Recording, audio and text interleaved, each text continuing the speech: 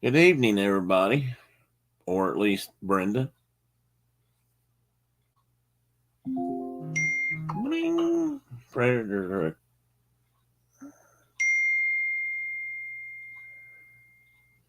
My goodness, well, I've got just a huge delay. I can't believe how long the delay is now I've got on this. I didn't know I had it that long. The Preds are playing at Seattle. That's probably why I couldn't find it. This is Bridgestone Arena. That's not right. Good evening, Miss McNeil. Hi, Diana. How are you?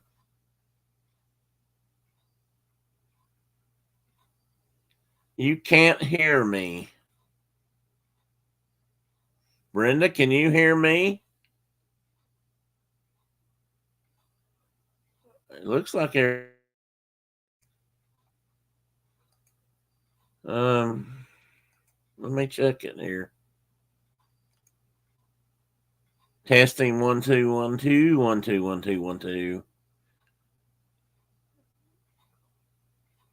Well, it appears to be working on this end. Okay, maybe it okay. Could have been I was mumbling and talking the other direction. I did that a lot when I was out with Mark. I talked to the window too much. And he couldn't hear me when I talked to the window.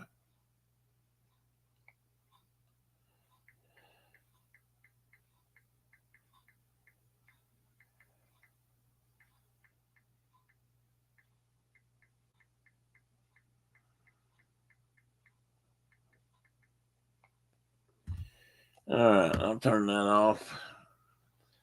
My old buddy Phil sent me a note. I'm good. Okay. I know I'm good. But in fact, I'm not combing my beard today.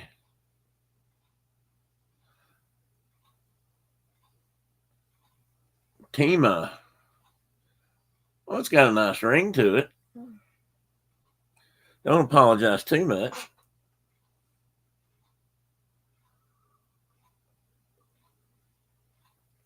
What am I known to do?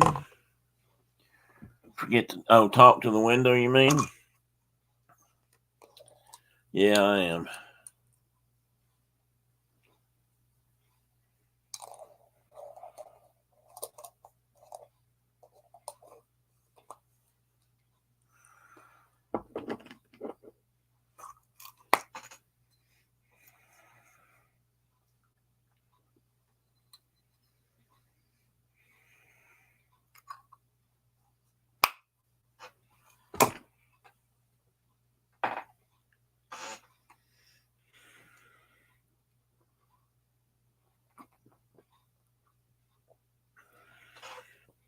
Hey, buddy, hang on a minute.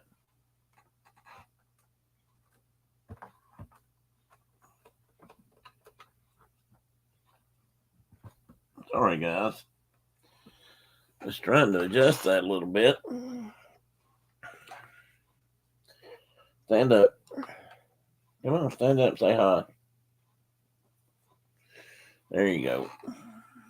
Good boy. Now you're not gonna pull on my shirt. You want to say hi to everybody on the camera? Mike is out looking at a truck. He should be in shortly. Okay, is it a stupid truck or a good truck? Hmm? What do you think?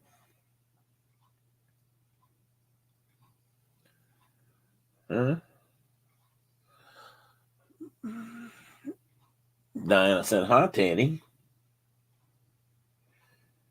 Teddy, Mama, I think Chloe's been beating up on Teddy's nose, so you need to talk to her about that. You know, don't be embarrassed. Don't pull on my shirt now. I told you, no, no, no. You lay down. You take a nap.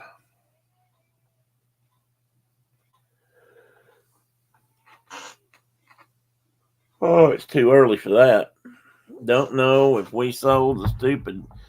Don't know, but we sold the stupid SUV, so we need to replace it.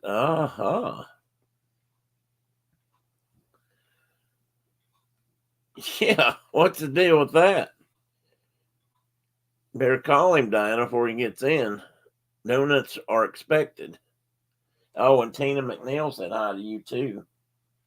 And she did. And all of her hound dogs. That don't pull my shirt.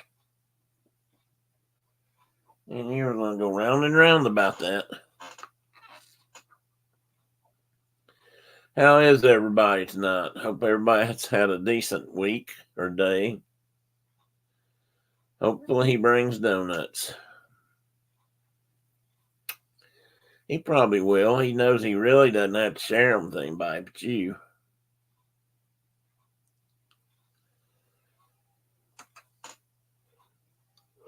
Mm.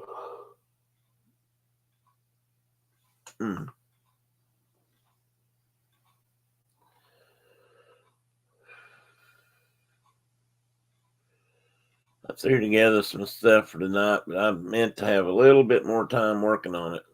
So if I miss something or don't answer a question, which I'm sure I won't, then feel free to let me know or send me a note or don't tell me to wake up. I'm trying to wake up. I've not been asleep. I've been wide awake all day. But we ate dinner a little while ago, and I guess that's working on me. But you know, I get the yawns when I start talking. Yeah, we had to go up to the grand dog's house. Let them have a chance to go outside. Teddy says that's the good thing about a cat. You don't have to let them go outside.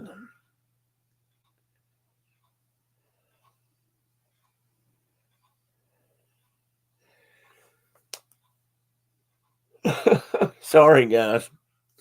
Good thing about the grand dogs in this case is those don't have to be led. They can just run around in the yard for, a few minutes and then go back in. I'll be right back. Speaking of waking up, my computer has been drowsing all day. Not by acting, on its own, or is that because you have it set that way? Tell you what, if you guys could see a close up of my arm, you'd think Brenda was really mean to me. Teddy has worn that. He's wearing my arm out. That my shirt sleeve. If he can reach it lately, he's been grabbing it and pulling on me.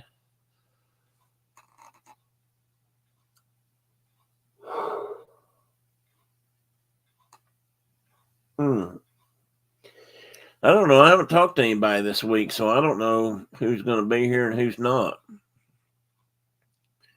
The grand dogs got the zoomies while we were. Yeah, they did. They took off flying around the yard.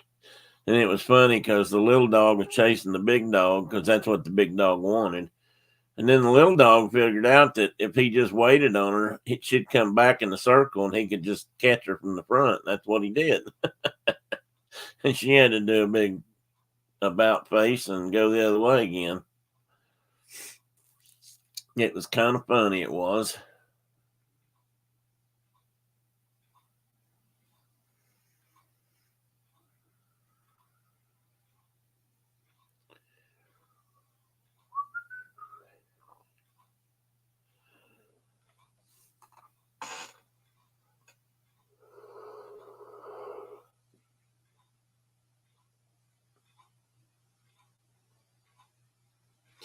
I might have to get up and run around the room or something here in a minute.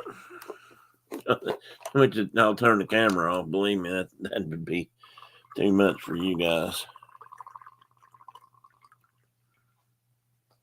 Be too much for me. So Diana, has winter come yet? Weather report in Wyoming said Mark was probably going to get snow again this week. He's not too excited about that. He doesn't think it's been quite long enough since it left the last time.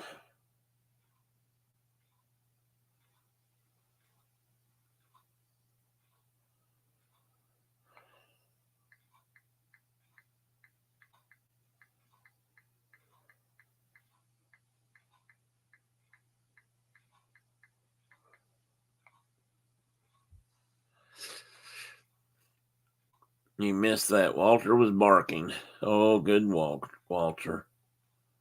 I don't remember what I asked you now, Diana.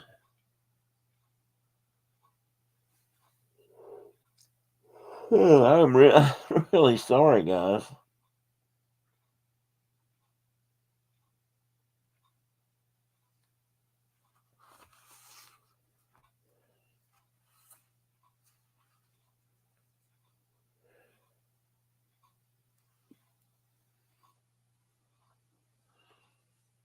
What did I say to Diana? Oh, I said, how's weather? Is it turned to winter yet? That's what I said. Or is Mr. Winter showed his face yet up your way?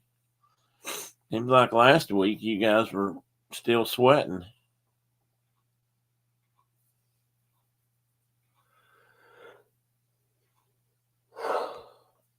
Come on, I got to stimulate my brain here or something.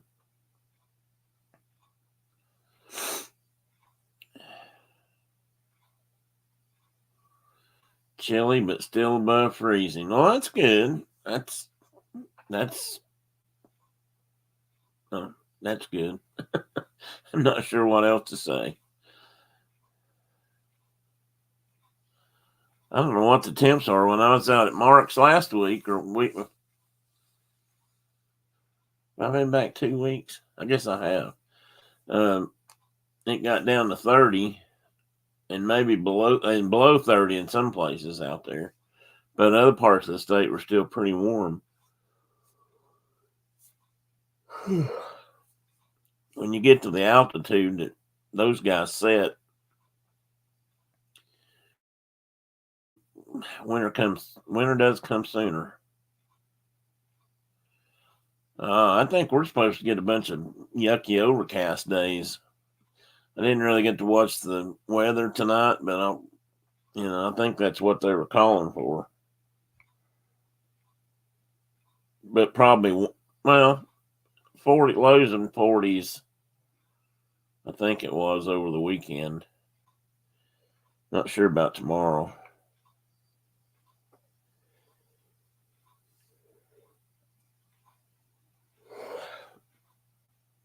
Let's see what NOAA says about the weather.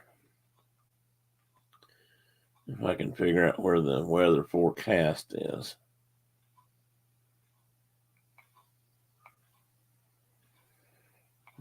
That's where I am.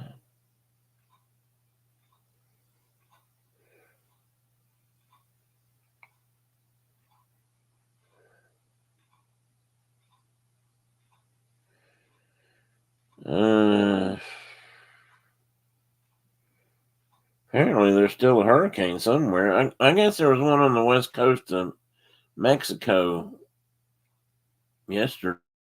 I think it struck, actually.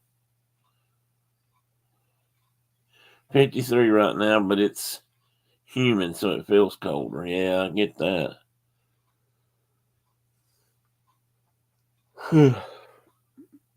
Humid, I understand. Well, shoot. I was going to brag about my weather thing on my phone, but I think now I'm not going to.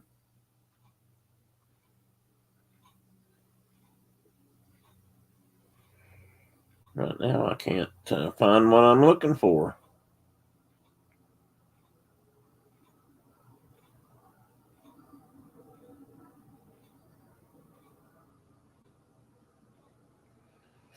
Oh, well. Yeah, I don't know. Where's my forecast? There it is. Okay, Brenda 72 trade you.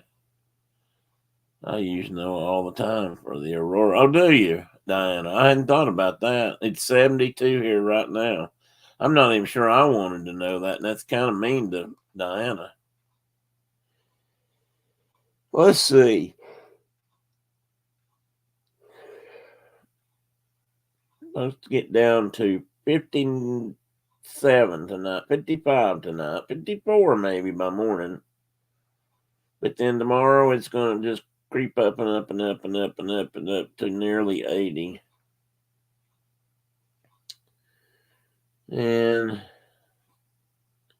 But tomorrow evening it's supposed to start clouding up.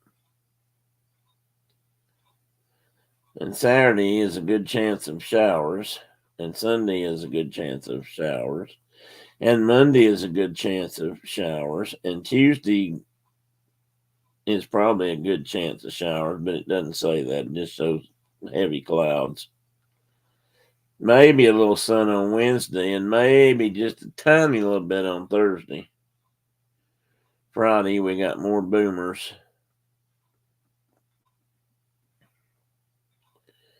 And by next weekend, it's, yeah. But maybe. Hey, Kelly, welcome in. I was kind of biding my time, which I always do, but Mike's no, I don't. Hey, Diana, do you think Mike will be in before while we're still on, or? I mean, I'd like to wait for him, but I don't have to. Hey, Dave, welcome in.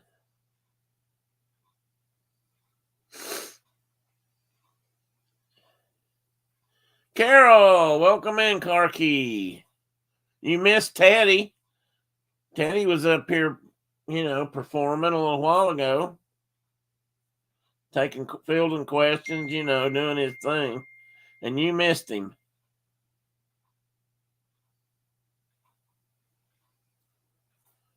And if you believe that, he's got some land in Florida he'd like to sell you.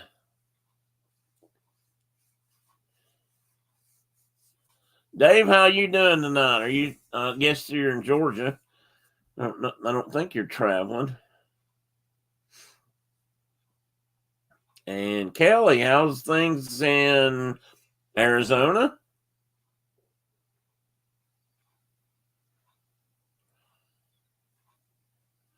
Oh, especially Teddy. Especially Teddy.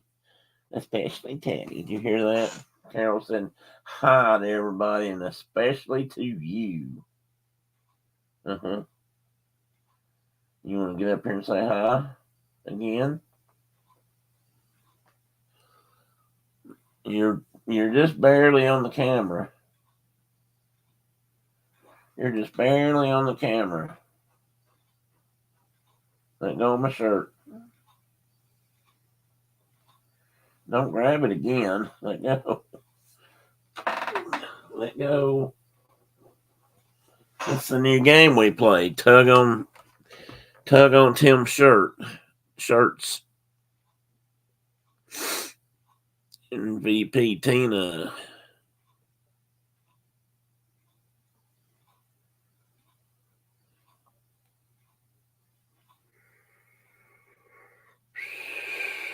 Don't wait up for Mike. He should be home soon, but he also likes to talk. Oh, does he? Imagine that. I have that problem too. Brenda would probably tell you that. I get in trouble for that all the time. You need to set some pillows higher in the chair. That way everybody can see him. Yeah, I should, I guess. What do you think about that? Want a high chair? Want me to raise you up in your chair so people can see you better?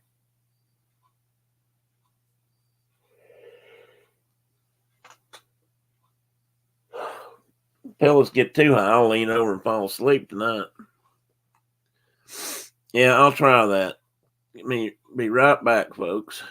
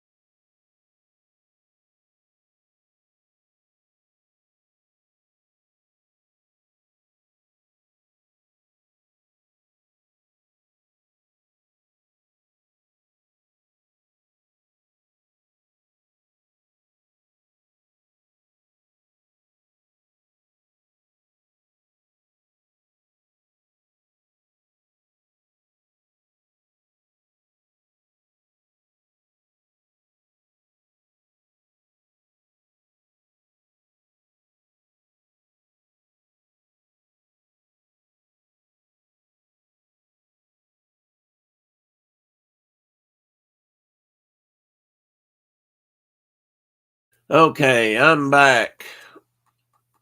And hopefully I'll be able to breathe a little better in a minute. Well, I won't give Mike. I'll wait a couple more minutes, then we'll kick this thing off.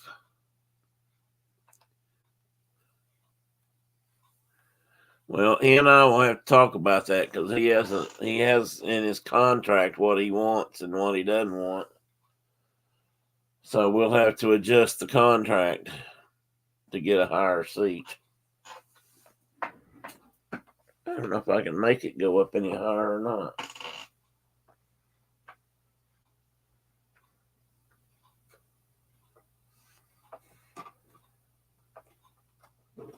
Whoops.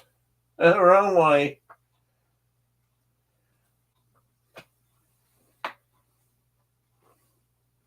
I won't do that again.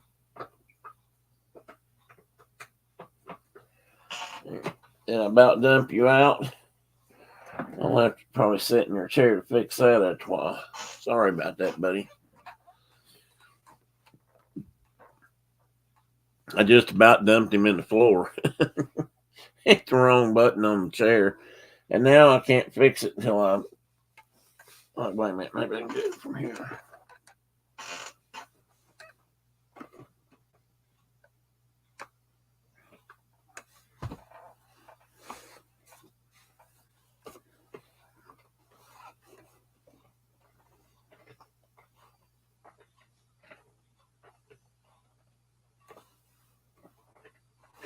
No.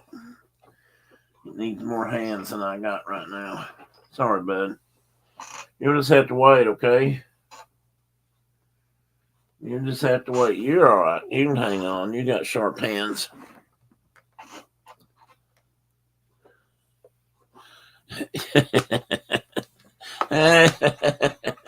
Carol, you are such a funny woman. The Tedward does not get my seat. Funny thing, he never gets in my seat. He always gets in his. In fact, he does that. No, he doesn't do that. In the kitchen, when I sit down at the table, he likes to play a game where if I get up, he gets in my seat and I have to push him out. And he's hard to push out sometimes. He doesn't want to go out. But I get him out, and then we come down here, and it's a different. We have, let's just say he knows his place.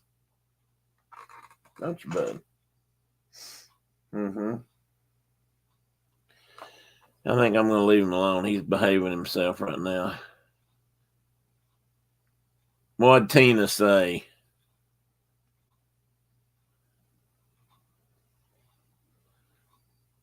Oh, talking a lot. I thought she was talking about my chair. Well, I'm going to go ahead and pull up my screen while we're chatting here. Oopsie, I need to go to the top. And I've got a few slides, but I'm going to try to go through them quick and then just so we can just talk a little bit. If that's okay with you guys.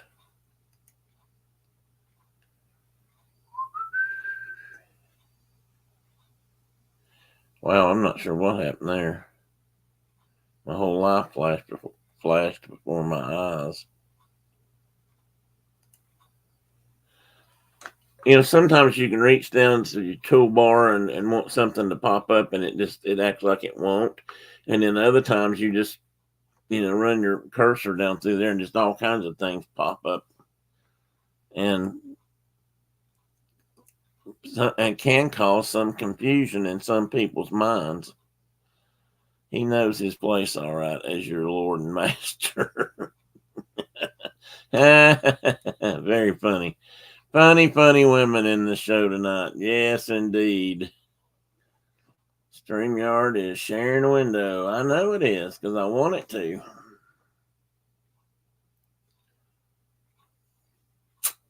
Okay, I'll start. Mike, like I said, Mike can catch up later if he shows up. So I have a deep, heavy subject tonight. I thought just because it's been in the news so much this week, I've been watching YouTube videos both from the Middle East and by people in this country who are, offering prayers or other services rendered, and I think there's some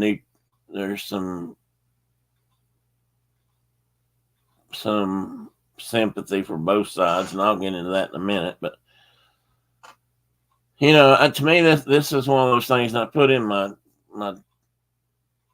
announcement that it's Israel versus Palestine again, or the Palestinians, or Hamas. I really shouldn't have said the Palestinians. I mean, in a larger form, it is just me, babe, just me. Till Mike gets here, and then we'll be all right. We can take Mike and I can take you guys. It is, Tina. It is, and I'm going to say some things, and then I'm going to say why in a minute. If you'll give me a chance to explain, anyone may or may not agree. To me, sometimes it's hard to see a clear picture of who's the bad guy and who's the good guy for various reasons. The United States has historically always backed Israel, or has backed Israel since the 50s. Hey, buddy. Did you want to say something? Oh, he's concerned about all the cats that might be homeless.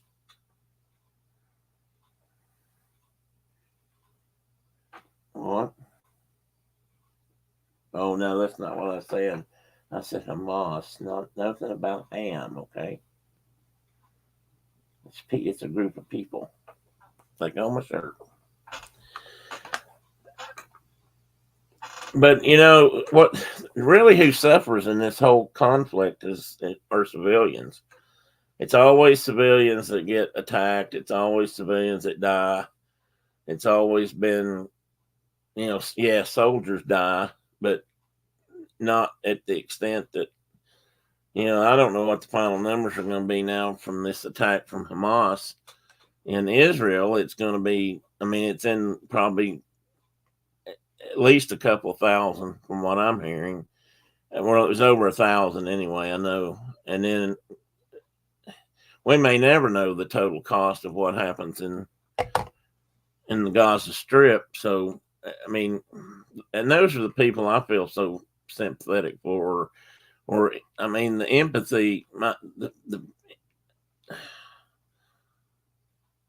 I feel pain for both sides in this regard. It's almost like it just, if I think about it too hard, it just wants to rip me apart, because I really do feel empathetic for both sides of this as far as civilians go. All civilians aren't perfect. Hell, I'm not perfect. I'm not saying who they pull for or root for in an alley fight, but when you're talking about kids and women that aren't combatants and things, it's really, the lines get really blurry. Hi, Justin Ray Diaz. Welcome in. Thousands killed and injured, yes, and the horrific things are happening. One side they're talking about a lot of beheadings, and of course women and children killed, and on the other side it's going to be the same thing. It's just Israel does it with bombs. Hamas is doing it by hand, so to speak.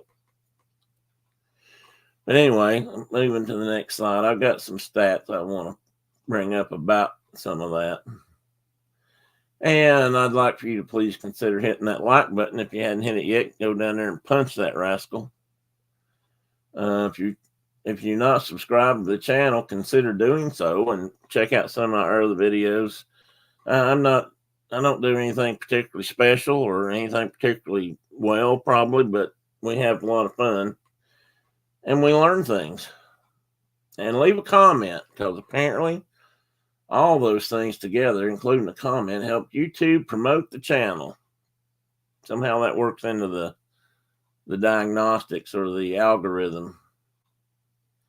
And I have some rules in my everybody has rules. I post mine. And if you haven't been here before, please take a moment to read through them if you can. We respect each other in here. We do not fight. Anybody that picks a fight or takes their anger or vitriol out on somebody's going to get kicked out. All topics, even religion and politics, the two subjects I've always been advised to avoid, will be open for some discussion. But they must be within the two above rules. And I ask you to come in with an open mind. Whoops. And I will ask for volunteers from time to time. And anyone in chat, on or live, will be allowed to speak without being talked over. Honesty, no invasion of privacy, and no attempt to intimidate will be tolerated. So anyway, let's go to my first slide. I just have a few slides, I promise. And this one is I didn't want to go into the history of the world as far as the Middle East is concerned, but I did want to write down a few things real quick about kind of how we got where we are today over there. And the modern history of the Israeli-Palestinian conflict traces back to the late 19th century, well, mid-19th century, when Zionists sought to establish a homeland for the Jewish people in what was at that time the Ottoman-controlled area of Palestine. And the Ottoman Empire, Turkey, controlled pretty much all the Middle East back then. If you look at a big map of their holdings, and I might have one here in a minute, you'll see that, they basically had the whole area over there. Persia, Iraq, part of Iran, Lebanon, Jordan, Syria, Turkey itself. They were all part of Turkey. I think, and in fact, I think Ukraine was also, at that time at least.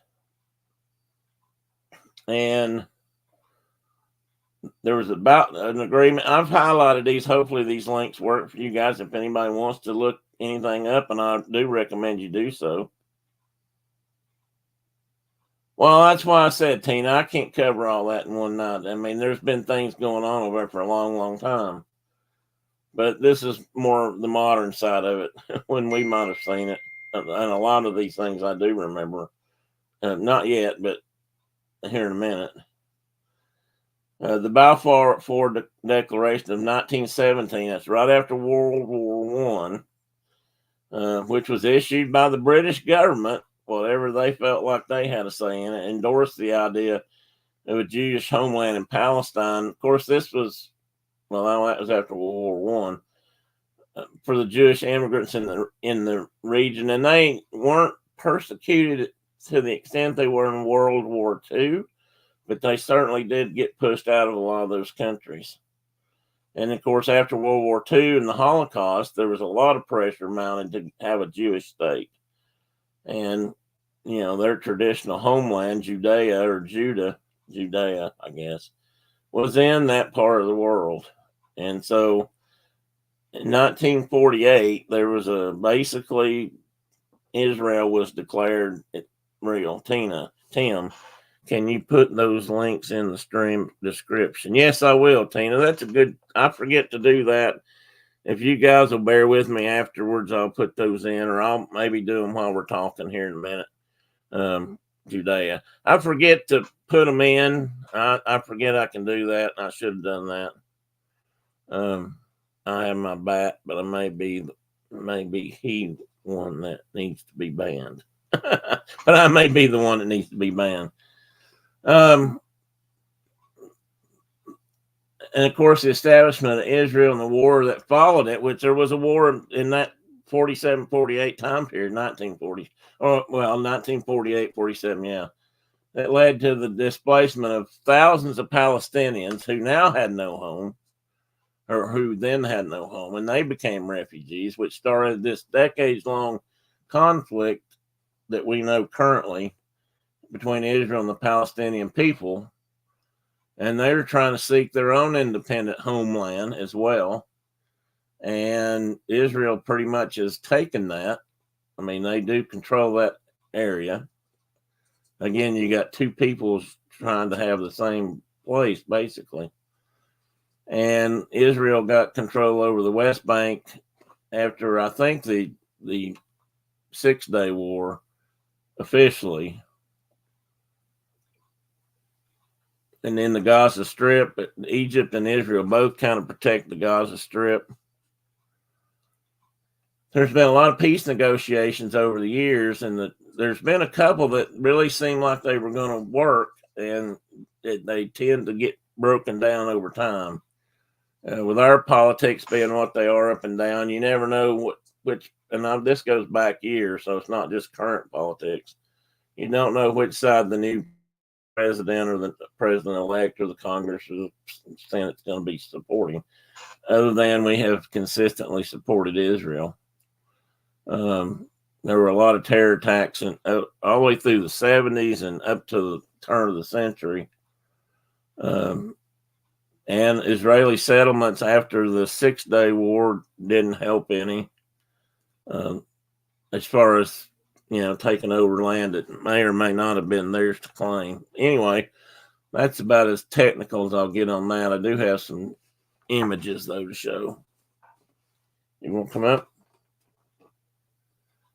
This is kind of what it looked like after that World War I period. You can see how it sort of cut up. Anatolia, this light, if you can see the map, this lighter tan area up here, Persia to Brits, Russia had this section. Anatolia down here was more of the Ottoman Empire, but Turkey kind of had control of a lot of that. And then we had the French involved, and they had, I don't know how exactly these worked, they had a direct French control. And then there was one of what they considered French influence, where I guess they allowed that area to be somewhat autonomous. British did the same thing, only they had pink and red as far as the map goes. And then this Lord, well, no, it's not Lord somebody. He wrote to Lord Rothschild. I don't remember. I can't read this guy's name, and I can't remember his name. But he wrote a letter here basically in 1917 saying that, this is what was going to happen. And they were in favor of a permanent home for the Israelites. So this goes back a ways. Here, why can we not see you tonight? What's going on here? Now, I can see a little bit more of you.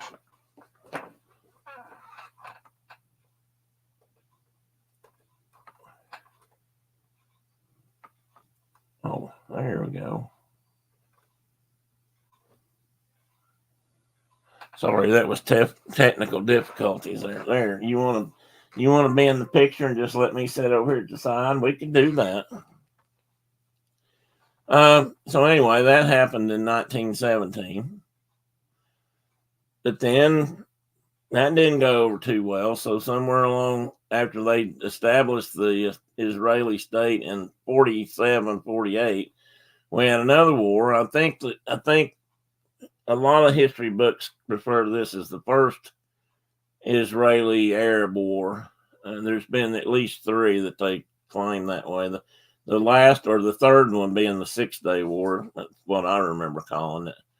But, basically these are volunteers to fight on one side. I would say these were Arab-backed nations by their dress.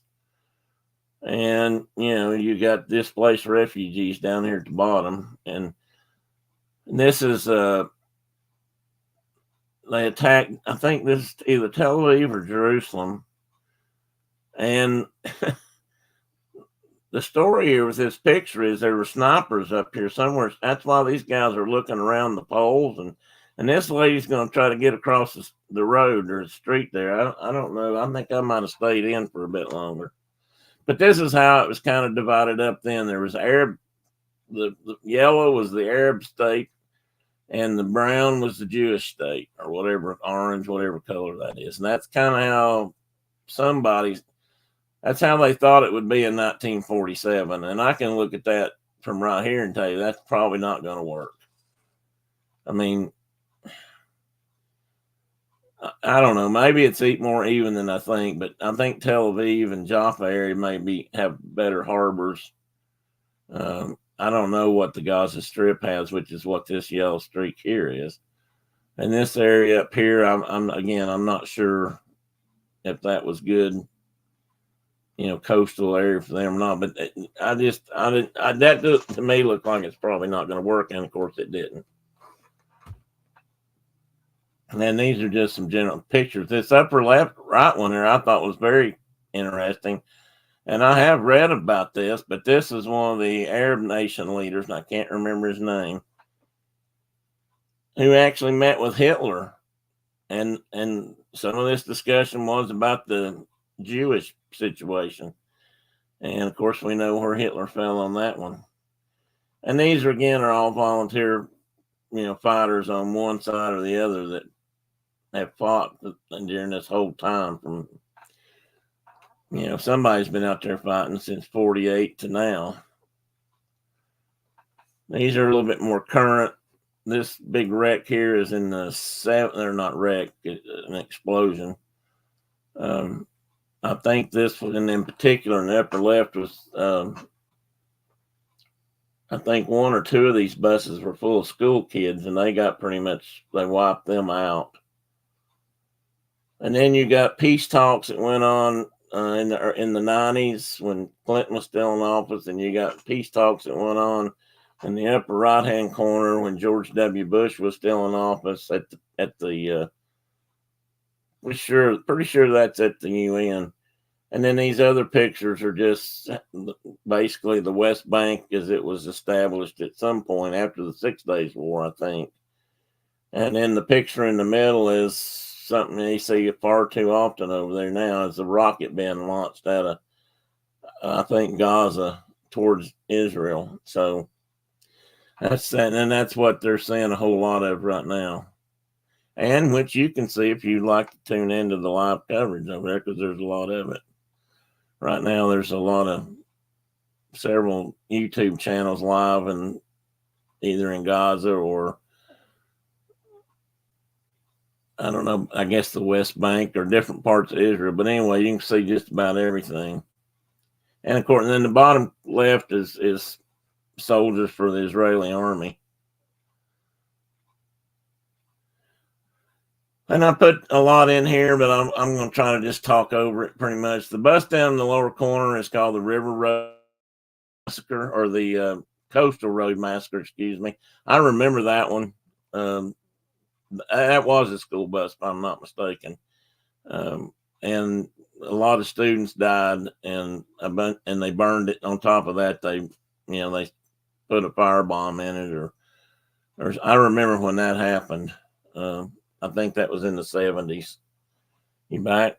Okay, you got something to say? That's sad. Yeah, it is sad, isn't it? It's sad when anybody dies. It's sad when children die, isn't it? The top upper left there is just this is a kind of explosion. I think this is in Gaza or the West Bank, and it's kind of like the difference between an Israeli explosion versus a smaller rocket. The picture in the lower left, I don't know how many of you remember that. Maybe not too many are old enough, but that's the Entebbe airport in Uganda, where there was an hijacked airplane taken down there to Africa and held on the tarmac for 2 or 3 days, I think, and they gave permission for the Israeli Mossad to go in there, or Masada, whatever they're called, and they killed the terrorist. And I don't know if anybody in the plane died or not on that one, but that happened not too long after the one this is really about, which was the Munich massacre. I don't know how many you remember. Oh, Tina got to leave. Okay. Oh, she did. I thought she was just listening. 1972 Summer Olympics were in Munich, Germany. Um, 11 members of the Israeli team were taken hostage. As I recall, most of them were part of the weightlifting team or wrestling team. I don't know if that's was targeted that way, if it just happened to be the group they caught. They had them for, again, 2 or 3 days. It seemed like a week, but I'm sure it wasn't. And they demanded a bus, transportation to somewhere, and then a helicopter to get them out of Germany to take them again. I don't remember where. And the German military made an attempt to rescue them, but the rescue attempt basically was botched.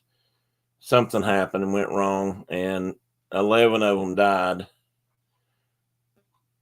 Well, 11 athletes and coaches. That said 11 members were taken hostage, but all 11 did die, and some coaches. That's what it was. Okay, I knew there was more. 5 of the this is part that's kind of confusing too. 5 of the terrorists were shot, and 3 survived unharmed, and those 3 were released without charge by the German authorities a month later. Now, I'm confused about that. I don't know why they would do that. I'm not sure if there was other pressures or if this was when the Germans still didn't want to look like they were. Well, you'd think they would have prosecuted the Palestinians for that. Anyway, that's what happened there. And of course, that all these things are causing friction. I mean, they just continue to rub each other wrong, whatever. And basically, the Israeli government took on an assassination campaign to kill all the people who planned that attack. And they did a raid on the PLO, which back then, to me, PLO was kind of synonymous with Hamas today, and the Palestine Liberation Organization, headed by, that guy in the checkerboard hat there a minute ago. What's his name? Sadat? No. Hang on. This guy right here. I can't think of his name. Not Anwar Sadat. He was head of Egypt. Arafat. I think that's his name. And but he was running the PLO at that time, and they were trying to become the government seat in, I thought, Gaza at that time also, or maybe it was just Lebanon. And when Clinton was in office, they finally got he and Rabin to make a deal. Rabin actually, and the Israelis had refused to deal with Sadat or Arafat for many years, because he was, as far as they were concerned, he was the head of a terrorist organization, which he was a terrorist, and they weren't going to deal with him. But they finally came together. He and Rabin, I think it's who I said a minute ago. I got my tongue twisted now. I can't say it. And then the sad thing about that was, after they did that and Rabin made it home, he was assassinated for it. So some of their own people killed him, and the next guy came along and he tried to uphold it, and he was assassinated. So, I mean, some of the Israelis were so hell bent on keeping it the status quo that they didn't want to go by the agreements either. So, I mean, it's been a history of that going down through for years and years and years. And they killed 22 children, and the Palestinians did, in a school in Malat. And again, why would you do that? I don't really understand why anybody, Israeli or Palestinian or us or Germans or Russians, I don't understand why we attack and kill children. That just makes no damn sense to me. Pardon my language. But to give you a general idea of kind of what's happened over the last almost 20 years, 308 Israelis have been killed from January 24th, 2008 to August 31st of 2003. and they were killed in the occupied Palestinian territory in Israel in the context of the occupation and the conflict. As far as that part goes, at the same time, almost 6,500 Palestinians have been killed in the same amount of time in the same area, and you can see the high for Israelis was 2014, and 88 died at that same time period, roughly 2014 to 2015. The way it looks, 2,300 were killed on the Palestinian side. So, like I said before, sometimes you look at this, and you got to think about that. A lot of those are civilians. They're not all soldiers. That, I guess, unless, I don't know, almost everybody in Israel is a soldier. If you get right down to it, everybody there serves active duty, and then go into the reserves. I follow some people from that part of the world, and they've all been called up to respond to the attacks in Israel. And women serve and men serve, and it's been that way for as long as I can remember. And I think that's all I had for slides. So that's my slides. So you guys got a break there, huh? And I don't know. I'll leave that up for a little bit. No, I already took it down. Never mind. I didn't think I'd shut it off. And Tina says, "Can you put?" Oh, I will put those links in, Tina. I'll do that when we get finished. Okay. Have a good night, Tina. Diana says, "I don't either, and it's disgusting." I guess what I said about not understanding why we have to kill children. I don't know, but to me, that's the thing. And if you're in this country, since I was a kid, I can remember America has always supported the Jewish nation, Israel. And I don't know, I haven't asked if there's anyone here who is Jewish. I don't know, because that doesn't matter to me if you are or you are not. But if you are, I'd certainly like to hear your side of the story, because I'm torn by both sides. I do see why the Israelis are yellow jacket mad and want to go over there and get revenge because of what happened. It's not much different than what we did to the Japanese when they came in and bombed Pearl Harbor. And we thought, they didn't warn us, so it was a surprise attack, if you will, and made everybody just madder than hell. And they kind of did the same thing. It may end up they've killed about as many people. The difference is these are mostly civilians, old people, young people, children. I've heard, I don't know how many stories now, that several on the Israeli side were, a couple at least, were Auschwitz survivors. Come on. They made it through the Holocaust, and now they're going to die playing with their grandkids, which I've seen that too reported.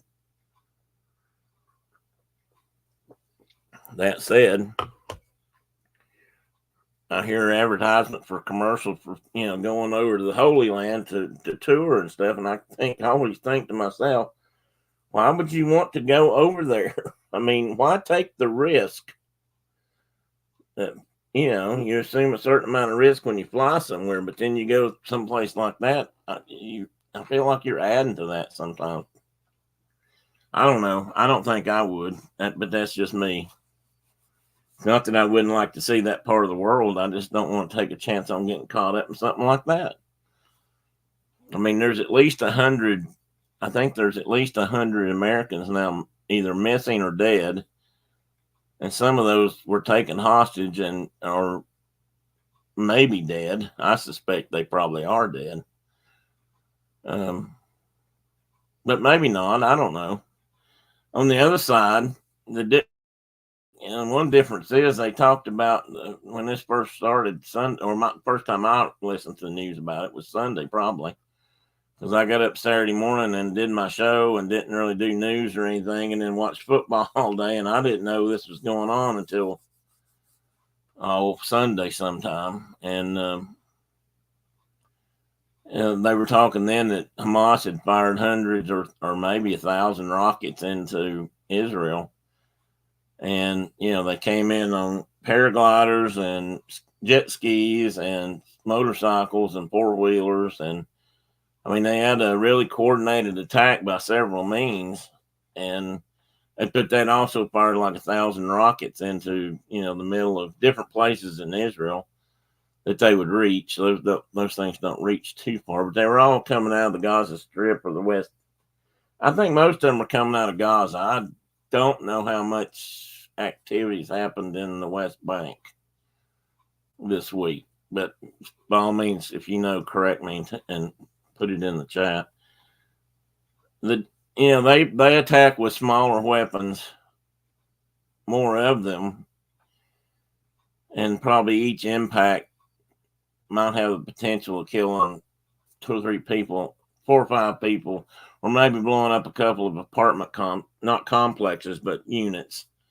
Whereas this Israel goes over with an F-16 or a Mirage fighter bomber they got from the Brits or the French or us, and drop a couple of bombs and they take out the whole block. It's hard not to feel some angst for those guys or some sympathy for me. Now I get that there's probably none on the other side, and if you feel that way, I really would like to. I would like to hear it, because I've tried for years not to necessarily chosen side, if you will. There was a time when I thought I did. When I remember when the 6-Day War happened. My thought back then, and I still remember this because I remember talking about it what year was that? 70, 67. I was going into high school, I guess. And I was old enough by then to actually know things were, what was going on and keep track of things. And we were still going through the Vietnam War every night on the news. And I thought, wow, all these Arab nations, and there were several nations that had a coalition that attacked Israel, and Israel had kicked their butt and not only beat them back, but had captured a bunch of property. They'd taken a whole bunch of land from Egypt, and some of which I think they still sit on. But now it's hard to take a side because they don't. Neither one of them play fair, if you will. And it's not soldier against soldier; it's soldiers against civilians, radicals against civilians. I mean, I don't know. Somehow, if they were just killing each other, it might be different, but that's not how it goes. And that's the thing with terrorism. Terrorism in general is not very. What's the word?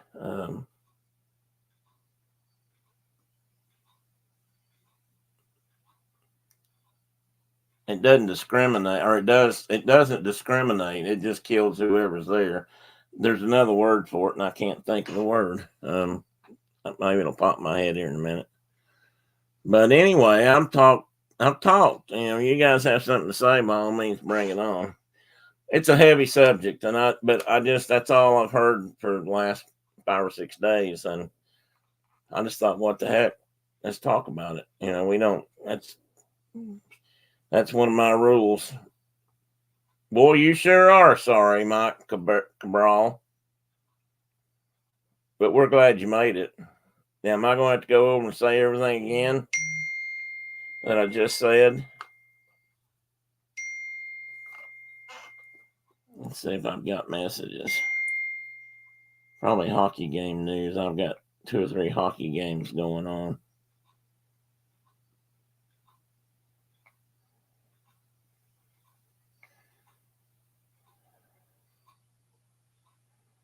No, I guess not. What was that? Don't know what that was. Unless somebody, you guys haven't sent me anything, have you?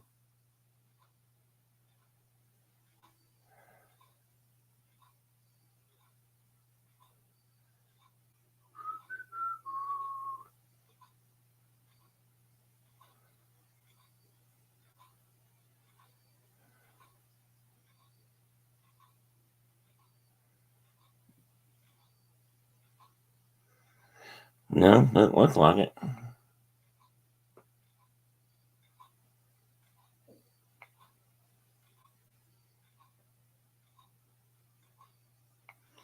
Anyway, hello, Mike. I'll start all over again. I started off on the wrong foot.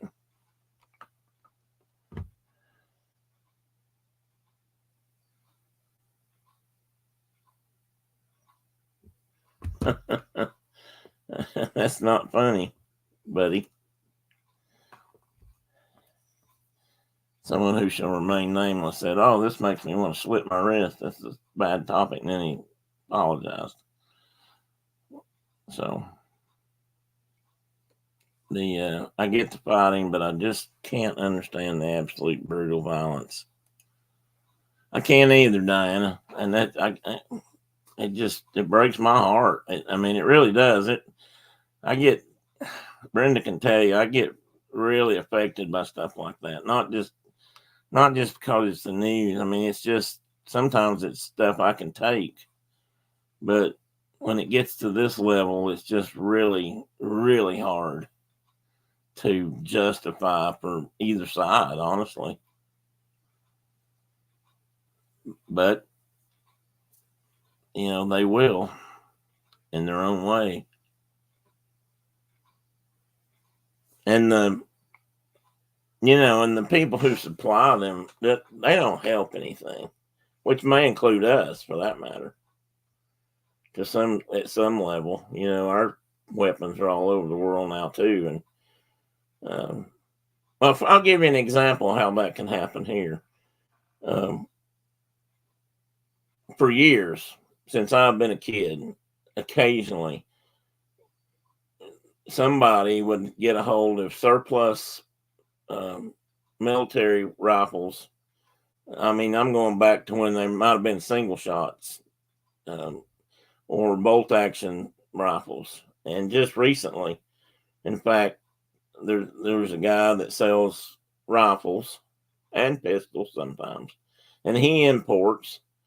And what he imports is primarily World War II vintage stuff, maybe World War One vintage stuff, maybe after that, but not much.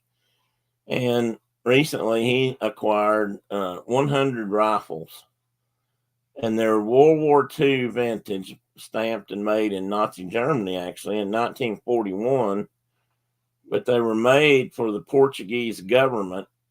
They bought them part of a contract for their own military, and they didn't really participate in the Second World War that I'm aware of. Probably more for home defense. But they sat in boxes over there, thousands of them probably, because I think they bought like 30 or 35,000 rifles to supply their army if they needed it. And now those have come up on markets and they're up for sale. Now these are antique rifles. They're deadly, but they're not the kind of thing people seek today to fight a war with. But things like that happen. They get bought up like that. Countries then wholesale them off, get rid of them. Don't want to keep them, and then so we could have sold. We could have sold. I don't know, some nation in Africa 40,000 M16s, and 20 years later, or how long has it been since Vietnam? 50 years later, some of them get sold off to somebody and they end up in the hands of Hamas. Now, I'm not saying they did. I'm just saying they could. So even our stuff ends up in different people's hands is the whole point. And then you got the Russians have been selling arms and ammunition to countries they supported for the last 60 years. So I mean, there's no, just like it's a little bit like trying to outlaw guns here, and in that it's going to be really hard to ever stop all of them because there's so many, and it's pretty much like that in a lot of places. put them in the buy and sell as is. People buying. Yeah, they will. That's true, Mike. People will buy just about anything. I'm affected too. I told Mike to stop talking about it. Oh, I'm sorry, Diana. I wish I'd known. I should have said trigger alert or something. Mike says, I don't know how people could live with themselves by those disgusting actions. Absolutely. Russians are selling everything to everybody, and they are, and they have been for a long time. I think we're a little bit more, well, I think as a whole, we're more discreet, but I think there are probably Americans who sell stuff to other countries privately who have no discretion whatsoever, or have no, maybe discretion wasn't the right word. I mean, they don't care who they sell to. They don't discriminate against anybody that's got money.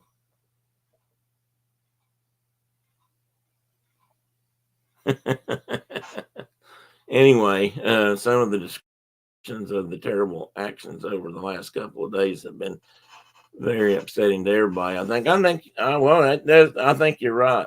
And I'll tell you another reason why I decided to bring this up tonight, and it wasn't to be a big Danny Downer here, but I started seeing people online, really, really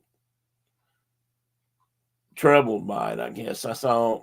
I'll pronounce her name wrong, probably, but Mim Bialik, on YouTube last night, or Instagram, one of them, and she had been, her and some friends, and she's Jewish, and her and some of her friends had been like all that day sitting doing like a prayer vigil, or maybe online. They may have been doing it from home, but they were doing it. And she got online and did a little bit more of that, and then she tried to kind of talk about her feelings about everything, and it was too difficult. She couldn't even talk about it. Yes, they have, Mike. And I don't want to take anything away from that either, because that's just as bad, if not worse, right now. But this has just been going on for so long. And I think the Ukrainians, by and large, their war is against the Russian soldiers, but it's pretty much proven fact that the Russian soldiers will kill anybody that they see in Ukraine. Now, it's Ukraine's home ground. You run that's unfortunately part of the problem. When you fight a war in your own country, your loved ones are going to get involved. Descriptions are definitely disturbing at the same time. I think it's important for people to know just how extreme behave. That's part of why I started this channel, even though we've not gone that deep or dark, is that I think people, adults, intelligent people, educated people, all people, need to talk about these things sometimes. And we tend not to, because they're difficult and they hurt and they make us sad and they make us mad, or they do.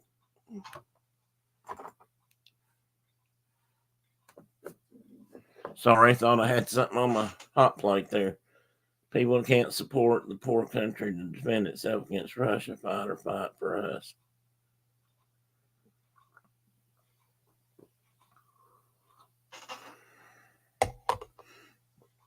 And I've heard a lot of talk the last couple of days about the U.S.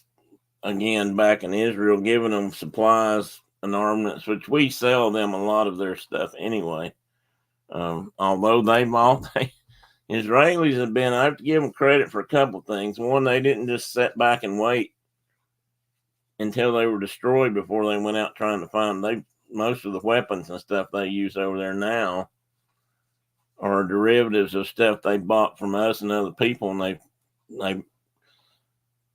they've made their own stuff that works better for them in the sand and the desert and everything. And they use a lot of stuff made right there in Israel now. Their rifles, they've got a lot of rifles that they have been making for years. The famous Uzi submachine gun that was so famous at one time, 70s and 80s, I guess. maybe 90s. You saw them in movies and TV shows. That was an Israeli-made piece. Galils, I believe how you pronounce it, are their main battle rifles. So it's their version of an AK-47/M16 sort of. Yeah, they are, and they're really prepared because they're totally surrounded by what they have to consider as enemies, pretty much. Now, I think some of that's not as bad as it once was. Like when Anwar Sadat and Begin signed their agreement early on in the 80s. They signed an agreement that so Egypt and Israel have been pretty much at peace since then. After the 6th day, and that was after Israel had kicked their butts in the 6-day war. Honestly, they've pretty much been okay, and Saudi Arabia, at least on the surface, is sort of a supporter, or at least not a active combatant against the Israelis. Who knows what goes on in the hearts of men, as they say. It's oh, Mike, I don't think I put this up, did I? Maybe I did. They interviewed a lot of people too, and I found this interesting or curious that they've interviewed a lot of young people and older people who talked about going downstairs in their apartment complex and going to the bomb shelter. I mean, I'm betting and thinking, and I may have read this before, that they have basically bomb shelters everywhere. I mean, every complex like that, probably a lot of homes, probably. Now, that didn't help Saturday when they come running in on foot and busting down doors, because they were right there in the houses with them before they knew what was going on. And I can't imagine what that's like. I mean, that's pure terror there. That's unfortunately, I have to admit, I mean, that's one of the same reasons that early settlers in this country hated the natives so bad, was because they'd done similar things. Now, the settlers didn't talk about how they had done the same thing to them 10 years ago. But when you're talking about revenge, as they say, it's a dish best served cold. When you blow up something like this, a city, if you flatten a city in Gaza, they're not going to forget that anytime soon. That's going to last. That memory is going to be there for a long time. And they're going to come back and take some more revenge on them. If it's not soon, 10, 15 years from now.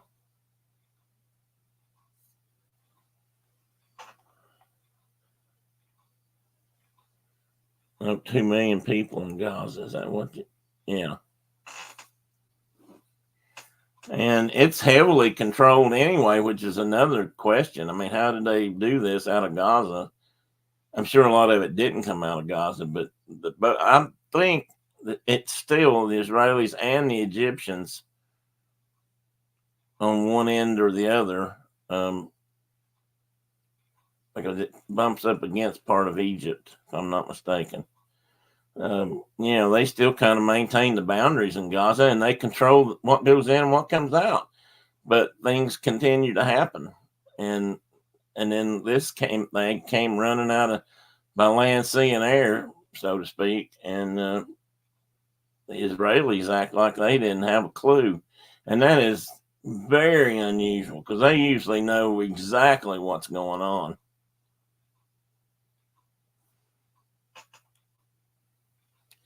I don't know if I read this one, Mike. I think I did put it up. Nobody likes to lose. There's always a winner and a loser. People can't take it, so they bring it to the next level of vengeance. Yeah, exactly, Mike. That's what I was saying, and I didn't even realize you'd already said it. So, apologize for stepping on your line there, but that's at least part of the point. And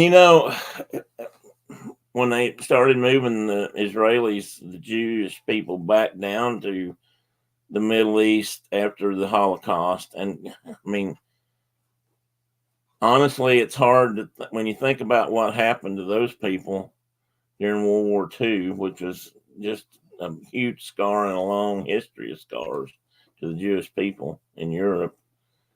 You'd think, well, God, who could hold that against them? They deserve a place to go. Well, that wasn't necessarily how the Palestinians felt about that. I mean, they felt like that was their homeland, and so they didn't want it taken away from them either. Something about that, and them not knowing. Yeah, there is something queer about that, Mike, and I don't know if we'll ever know what it is, but that's just so unusual for the Israeli intelligence to be caught so unawares. I mean, honestly, they usually hit that kind of stuff before it ever even happens. Hey, Kay, welcome in. What time is it? 8:46. I don't know if Dean's going to go on tonight or not. I'll have to take some time and put those links in the description.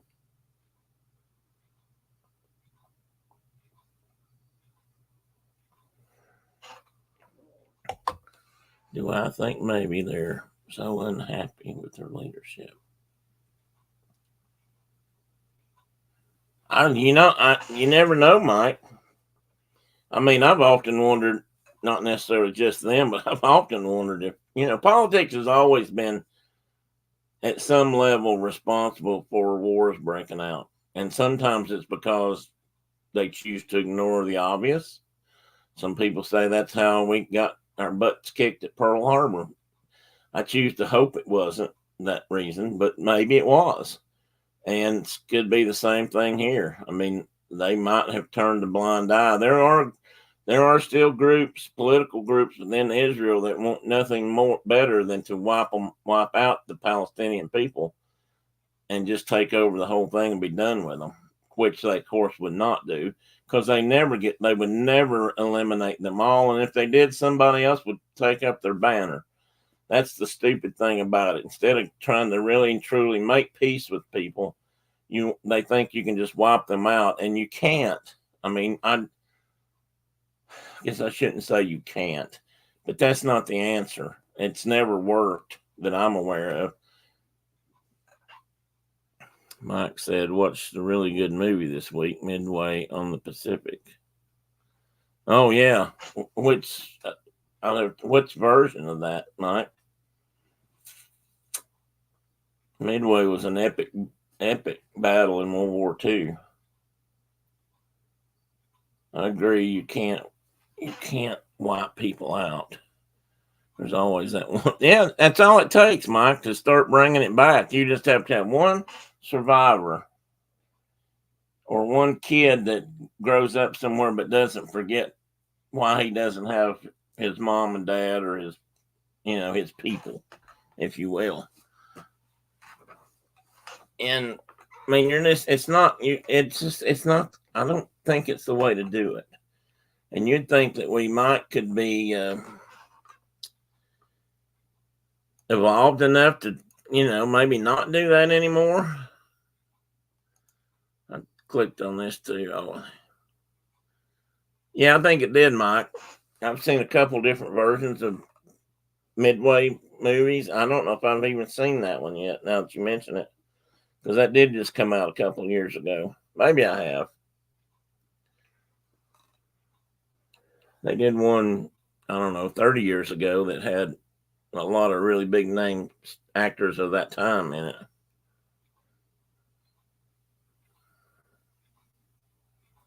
I just don't think you're ever going to win, Mike. I mean, if you believe in any kind of paying for your sins, if you will, then you're certainly going to pay for that sooner or later. I mean, it's just, the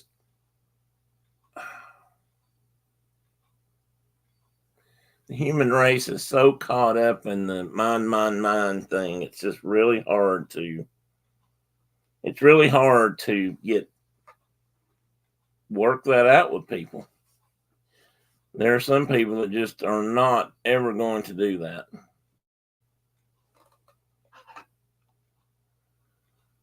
Uh-oh. I guess I'm going to. I guess I'm going to hell because I sold our Buick to somebody. Our problem's gone.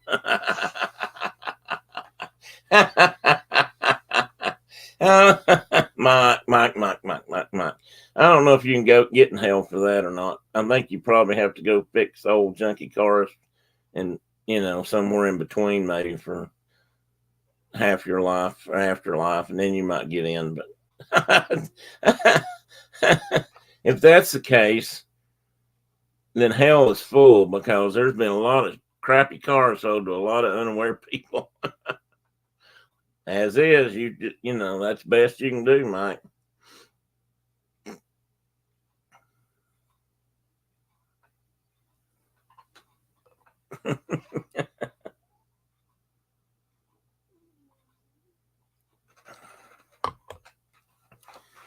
Oh, you sound pathetic. Making noises.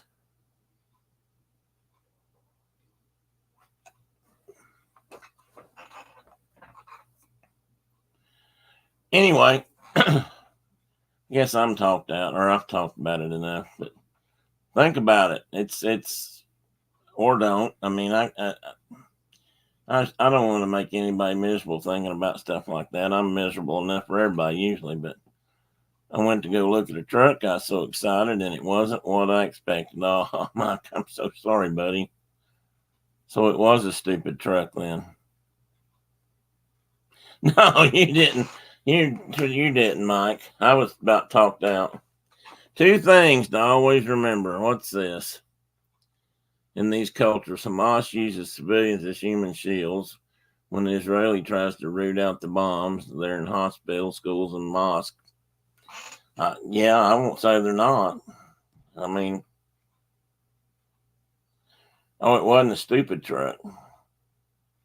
Oh, well, do tell. According to one of my coworkers, I'm going to hell because I read the Harry Potter book, so you will have good company. I've heard that one too, Kay. I think we even heard that you'll go to hell if you watch this Lilo and Stitch movie. Well, you have to tell me about it, Mike. You can't just throw up a sentence like that and then, walk away from it. So, do I go through Express? Should I go through Express because I read the same books? Mike, you're piling them up, buddy. You're piling them up.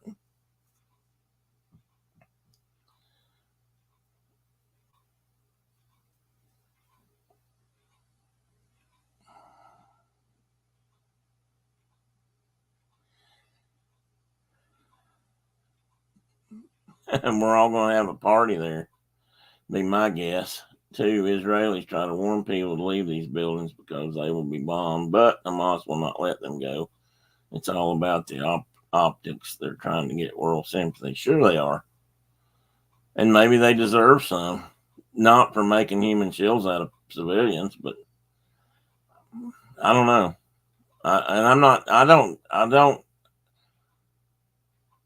I'm not necessarily disagreeing that some of that hasn't happened. I don't know that it always happens.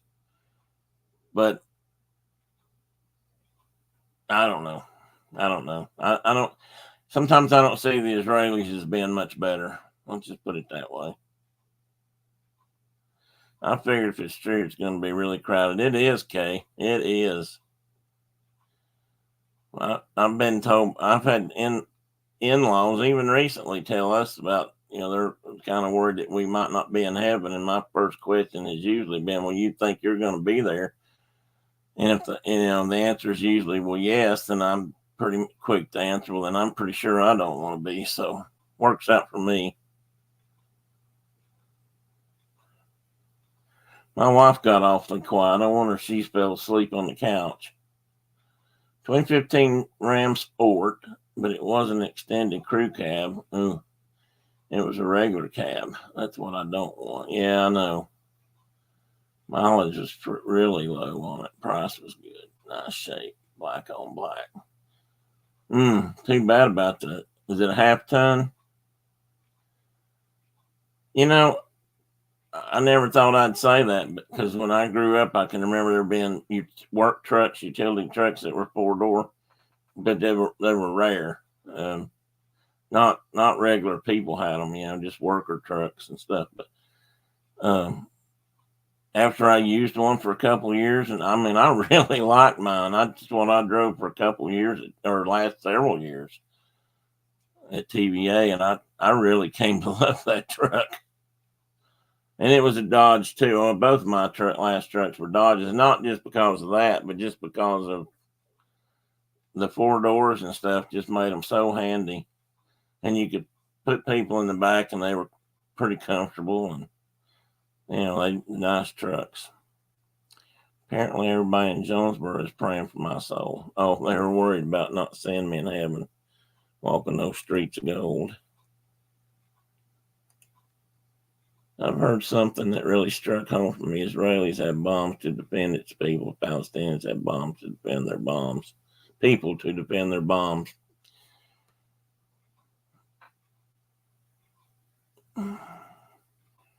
Maybe. I mean, that may be true. But, the Palestinians were there not necessarily first, but for a long time after most of the Israelis, the Jewish people were in other places, displaced for whatever reasons. Um, so, I mean, I do understand why they feel abused in this case, because since 1947, they've been kicked around and kicked out of their own homeland for a long time. We got rid of my dad's 1999 Ram truck a little while back. I miss seeing that truck in the driveway. I miss having a truck. I've not had a truck in a while. I had my last truck was an S10 pickup, but I had it for a long time. Put about 300,000 miles on it, and literally drove the wheels off of it. It was a good truck.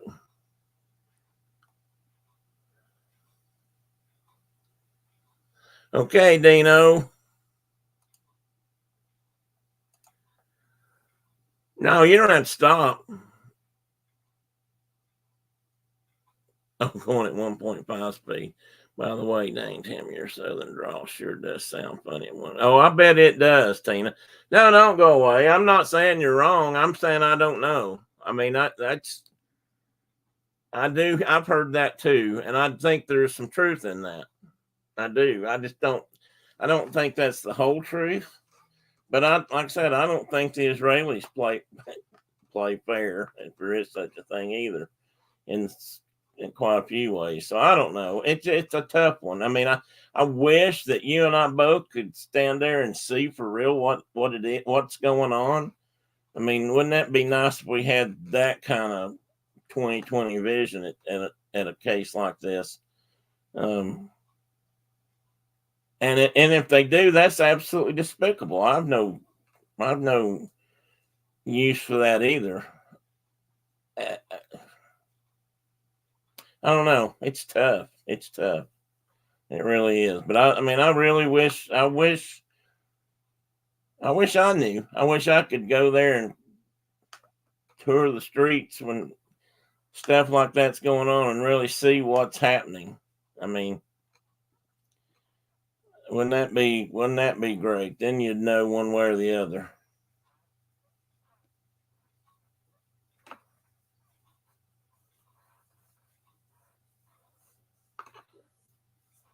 I know that I used to feel like, and sometimes I probably still do feel this way, that in many ways I could understand why the Israelis tried to strike first when they could. I mean, I get that. So Tina, don't please don't leave. I'm just you know, I don't know I don't know. I just know what I think, and I know what I've heard too, and I've heard what you're saying. I've just heard it different ways from different people, and I don't know. You don't know unless you're there, really, these days. Because I mean, let's face it, news agencies, no matter who they are, can spin it the way they want to spin it.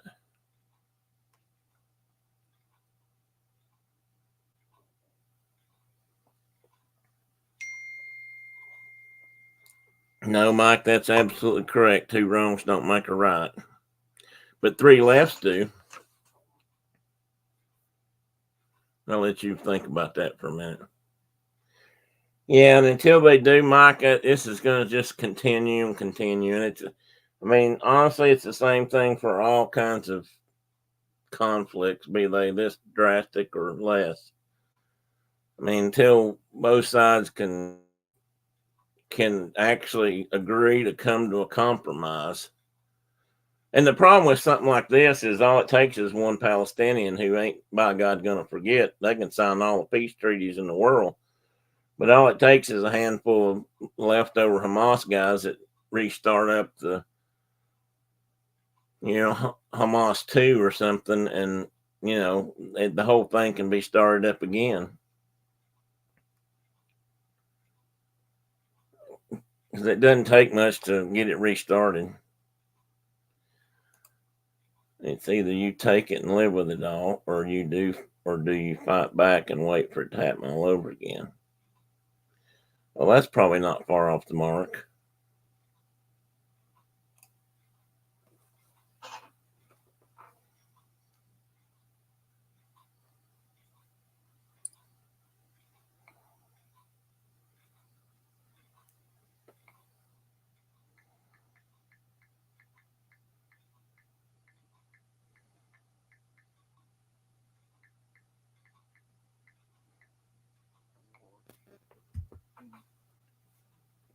Or they just go to Iran and get rebuilt.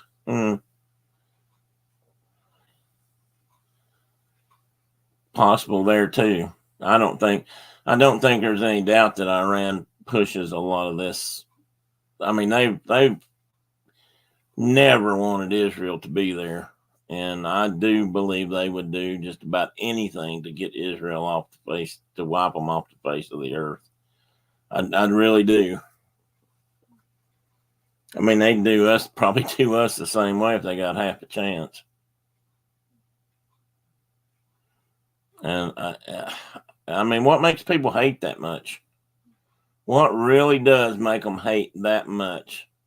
And I know there was a lot of things went on at the early part of the last century, and businesses from all over other parts of the world, here, Britain, Europe, took advantage of a lot of people. But again, we gotta let go of that sometime.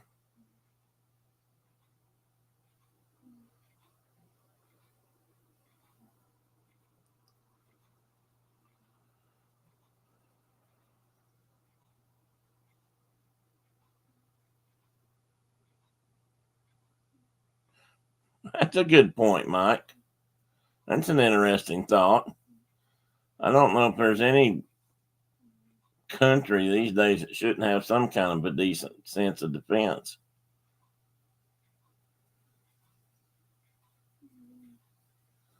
I think sometimes we could spend some of our money differently, but at the same time, I wouldn't want them to take all the money away from defense, because we need to make sure we're ready for that.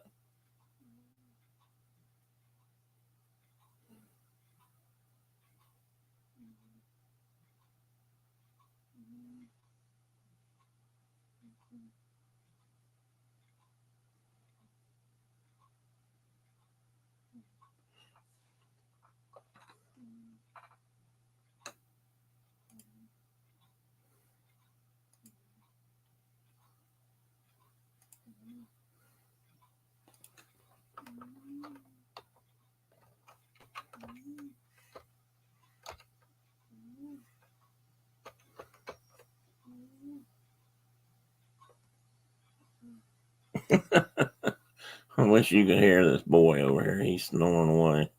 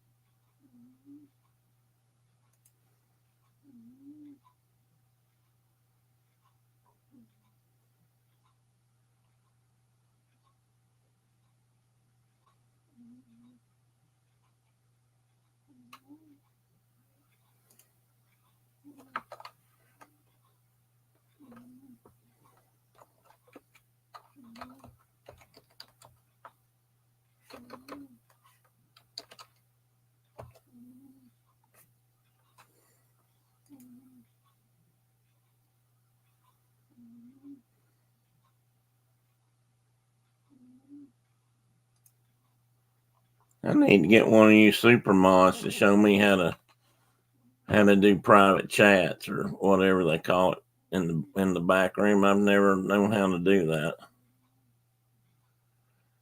What was this? Mike said, well, they had it in news this week that they wanted to take some of our military defense and put it towards homelessness in Canada. What's the place coming to? Not saying they shouldn't take care of some of the homeless, but that might not be the right place to pull it from yet. Tim's doing that thing where he is so still while reading the chat that I think the live has stopped. Oh, sorry. I do that. I forget, so I do sit still sometimes and realize that it's not moving. Maybe I'll try to, when I'm reading chat, I'll try to move my mouth even without saying anything, or sit here and do this.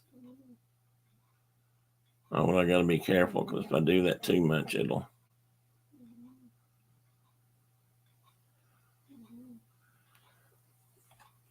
I'll block what I'm reading. Sorry. Well, guys, anybody else got anything to say? And I promise not to. I hope.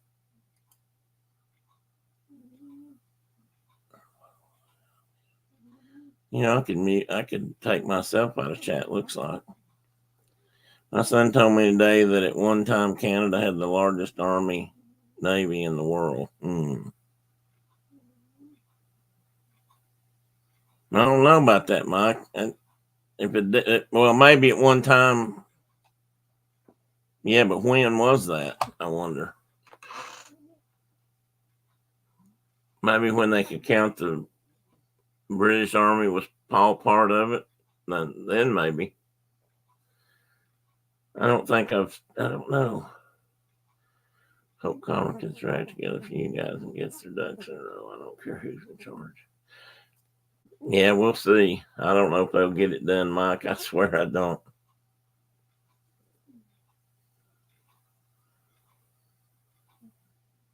Time will tell, I guess, one way or the other.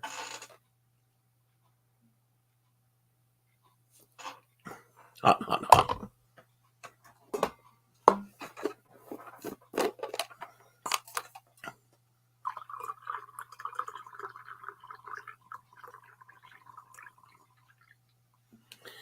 And the craziest part of that, Mike, is after they took the top off of it, so to speak, by kicking McCarthy out, then they all went on leave or took a week off or whatever they want to call it.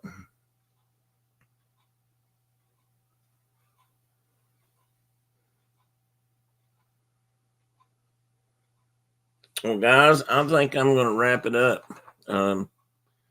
Thanks for all coming in. I really hope I didn't upset too many people. I didn't mean to. And I appreciate the conversation. I know it was tough. Tina, thanks for your comments. And I'm not really disagreeing with you. I really just don't know which way to believe anymore sometimes.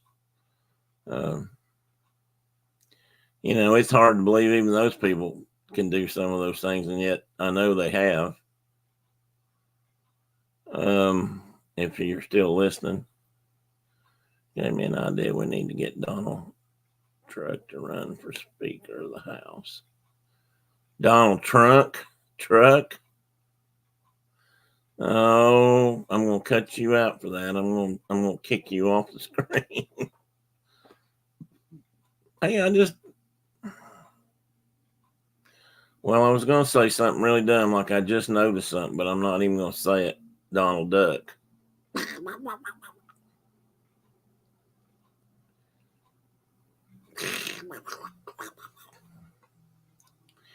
All right, I'm going to get over here and put those links in the description of my stream before I go to bed. So I'm not going to bed yet, but Brenda, my wife, expects me. Brenda.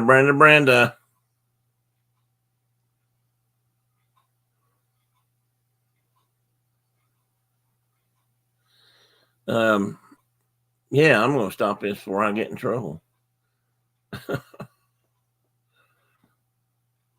Anyway, see you guys next week. I hope to see you Saturday. Barring illness or other family emergencies, I think Mark's going to be here Saturday. I had a topic. Now I got to remember what I was going to talk about.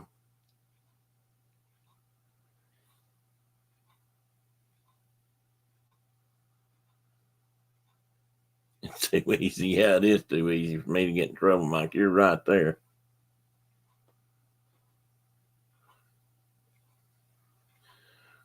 I got to back up here, man.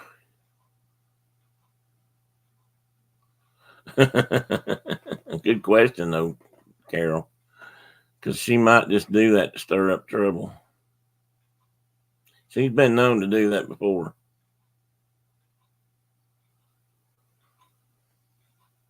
But I'm pretty sure you are, Mike. All right, guys, I'm going to cut out and finish up and go upstairs and watch a little bit of TV with my wife and then go to bed and try to get up tomorrow invigorated and ready to go. So take care, everybody, and thanks for coming in. Love you guys for being here. Maybe we'll do something a little less heavy next week. But then again, you know me, so you never know. But good night, everybody. Have a great rest of your weekend. I do hope to see some of you Saturday. And like I said, I'm not sure what we're going to talk about yet. I've had 2 or 3 ideas. I got to pick one. So I'll do that in the meantime, and we'll have something ready for Saturday morning. See you then. I'll keep moving this time, Carol.